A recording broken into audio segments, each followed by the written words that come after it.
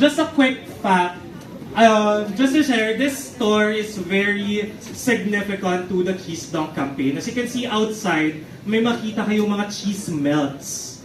It's because this is also the same store where we launched Cheese Dunk 2 years ago. So very, very monumental this store for the success on why we launched Cheese Dunk. So you're in an historical happening this afternoon. So again, I'm very excited to welcome everyone as you are the first few people to try our new dunk sauces. Parang special kayo, parang paano naman yung sarili nyo. You're special, kayo yung unang-unang makaka-try.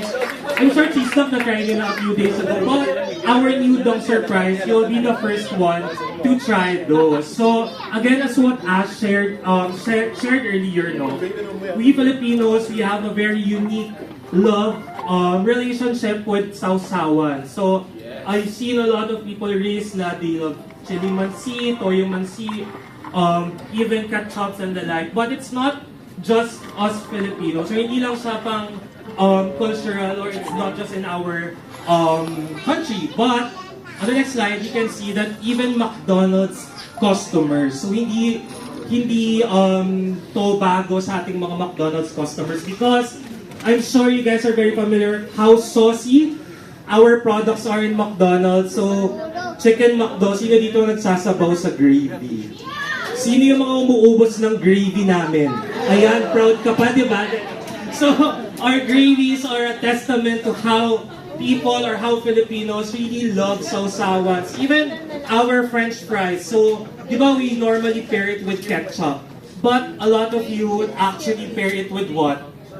Sunday is correct. So, with our Coke float and French fries or McDonald's fries pairings, sobrang nakita namin na Filipinos really love sausawan. And of course, our McNuggets. So, you can't eat that without our very famous barbecue or sweet and sour sauce. So, this led us to the launch of our Cheese Dunk last 2023 because we believe nga that there's no such thing as too much cheese. So, for Cheese Dunk 2023, I think successful or overachievement is an understatement of how momentous this campaign was. In fact, it reached 150% target achievement. It lifted our cheeseburger and double cheeseburger products, and at the same time, nag-trend siya on TikTok and on our social media platforms. So, on the first 10 days, imagine 10 days lang namin siyang na-offer, naubos agad siya. So that's how monumental, that's how successful Cheese Dunk is.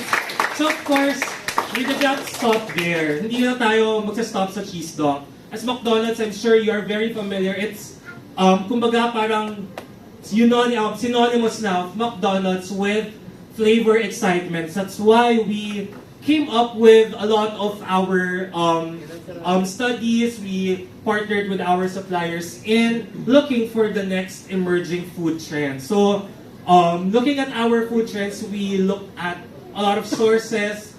By the way, I'd like to give a shout out to our menu innovations team. They're there outside. If you can raise your hands, menu innovation. So, without them, wala tayong event. Wala tayong ino-launch na new product. So again, menu innovations team led by Cheska Ramos. Hindi po siya yung winner dun sa game. Kanin lang niya.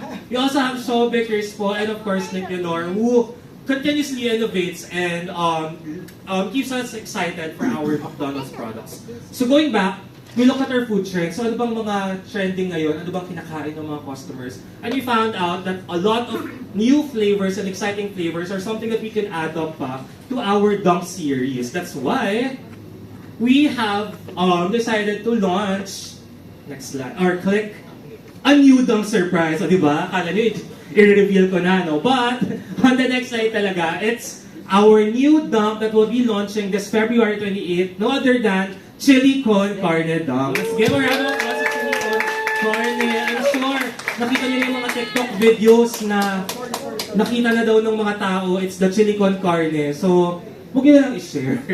So there, we're launching Chili Con Carne to add up or to complete our Dunk into Flavor series. So our Chili Con Carne or our double dunk includes our cheese dunk, relaunching our successful cheese dunk that's available in cheeseburger with cheese dunk meal, double cheeseburger with cheese dunk meal. Sino fans ng double cheeseburger dito? Bitin ng isang patty, di ba?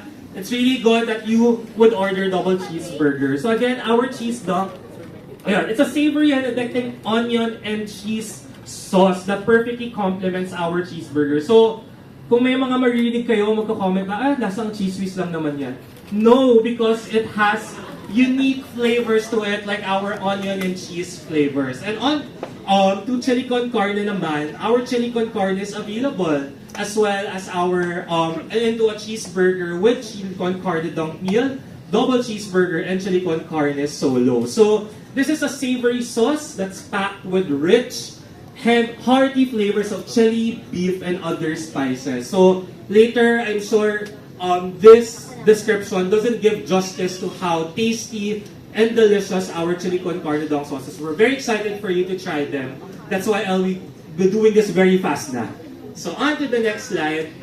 What else can you pair our dunks with? So of course, we won't be controlling you naman. I'm sure, as Ash mentioned earlier, we want our customers to be experimental, to be playful with how they eat our chili con carne and cheese dunk meals. So you can you can use our double dunk with basically everything. So from burgers to chicken to fries and more, even our Max Spaghetti.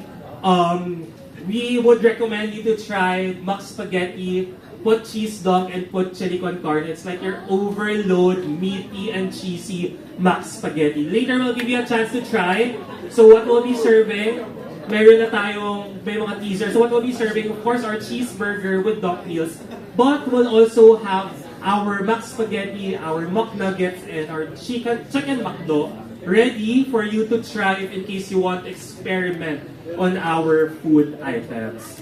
So again, we give you the freedom to choose how you want to try our new dunk sauces, whether you like to dunk or you sausaw your cheeseburger, whether you like to pour it, or if you want to mix it. As mentioned, diba, you can add cheese dunk and chili con carne all together. So you have all the freedom to try and elevate your experience. But wait, there's more, because of course we want to keep you excited and you want everyone to try our products. That's why we are in for something sulit.